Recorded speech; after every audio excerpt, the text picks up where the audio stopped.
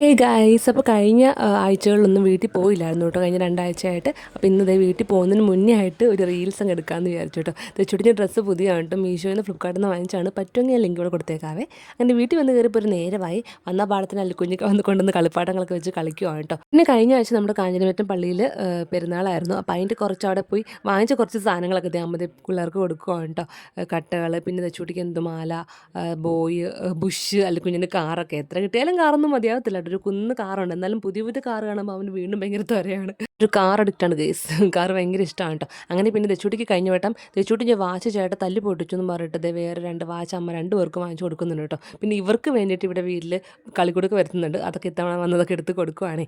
പിള്ളേർക്ക് മാത്രമല്ല, പിന്നെ എനിക്കും ഒരു ജോഡി കമ്മലൊക്കെ അമ്മ വാങ്ങിച്ചായിരുന്നേ. പിന്നെ ഈ ഒരു ഞണ്ടിൻ്റെ ടോയ് ഞങ്ങൾ ഇവിടെ വീട്ടിൽ നിന്ന് കൊണ്ടുവന്നുണ്ട് ഇവിടെ വരുമ്പോൾ കളിക്കാനായിട്ട്. അപ്പോൾ ഇവിടെ കൊണ്ടുവന്നപ്പോൾ ഇവിടെ വേറെ കുറേ കളിപ്പാട്ടങ്ങൾ അമ്മയൊക്കെ വാങ്ങിച്ച് വെച്ചിട്ടുണ്ടായിരുന്നു. അങ്ങനെ അത് കൊണ്ടുവന്ന പാടെ അതിൻ്റെ ആ ഒരു മൂവ്മെൻ്റ് ഒക്കെ കാണിച്ചു കൊടുക്കുവാണ് കേട്ടോ അമ്മയ്ക്കും പപ്പയ്ക്കും. അതൊക്കെ കഴിഞ്ഞിട്ടാണ് പിന്നെ ഞാൻ ഡ്രസ്സൊക്കെ മാറാൻ കയറിയിട്ടുണ്ടായിരുന്നു. ഇവിടെ പിന്നെ വന്ന് ഞാൻ സ്ഥിരം എൻ്റെ ഏതെങ്കിലും 1-2 ജോഡി മാത്രമൊക്കെ എപ്പോഴും ഇരിക്കുക. അതിൽ ഏതെങ്കിലും കുറഞ്ഞ എടുത്ത് ഇടും.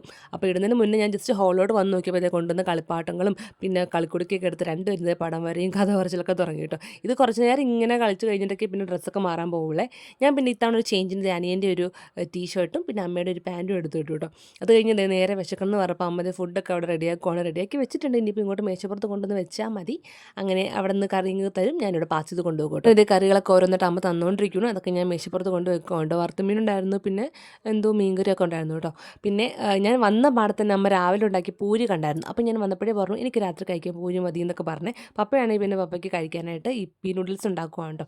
അപ്പോൾ അതൊക്കെ ഞാൻ ഒന്ന് ഷൂട്ട് ചെയ്തെടുത്തുന്നുള്ളേ. തെച്ചുട്ടിക്ക് പിന്നെ എൻ്റെ അതേ സ്വഭാവം കിട്ടിയിട്ടുണ്ട്. വെറുതെ വന്ന് 5 മിനിറ്റ് കൂടുമ്പോൾ ഫ്രിഡ്ജ് തുറന്ന് നോക്കുക, ഒന്നും ഇല്ലെങ്കിലും വെറുതെ നോക്കണം. അങ്ങനെ അവളവിടെ നിന്ന് എന്തൊക്കെയോ എടുത്ത് കഴിച്ചു. പിന്നെ ഞങ്ങൾ ഫുഡ് കഴിക്കുമായിരുന്നു കേട്ടോ. ഇന്നലെ കഴിഞ്ഞ ദിവസം ഉണ്ടാക്കിയ മറ്റേ എന്തെന്നാ കിളിമീൻ പോട്ടെ, നമ്മുടെ എൻ്റെ പേര് മറന്നുപോയല്ലോ, കരിമീൻ ഉണ്ടായിരുന്നു. അത് കുറച്ചെടുത്ത് കഴിച്ച് ഞങ്ങൾ ഫുഡൊക്കെ കഴിച്ചതിന് ശേഷം പിള്ളേർക്ക് ഫുഡൊക്കെ കൊടുത്തു. പിന്നെ ഞങ്ങൾ കുറച്ച് നേരം പോയിട്ട് ബിങ്കുവിനെ കൊഞ്ചിച്ചു കേട്ടോ. അത് മേളിലിരിക്കും കേട്ടോ, അവന് ഉറങ്ങാൻ കിടക്കാൻ സമയമായിട്ടുണ്ട്. അങ്ങനെ ആയിട്ട് പാലൊക്കെ കൂടി ഞാൻ കിടക്കാൻ പോവാണ്. എന്തായാലും ഇവിടുത്തെ ഒരു വോട്ട് ഇന്ത്യയുടെ ആയിട്ട് അടുത്ത ദിവസം വരാം കേട്ടോ. അപ്പോൾ അത്രേ ഉള്ളൂ, ബൈ.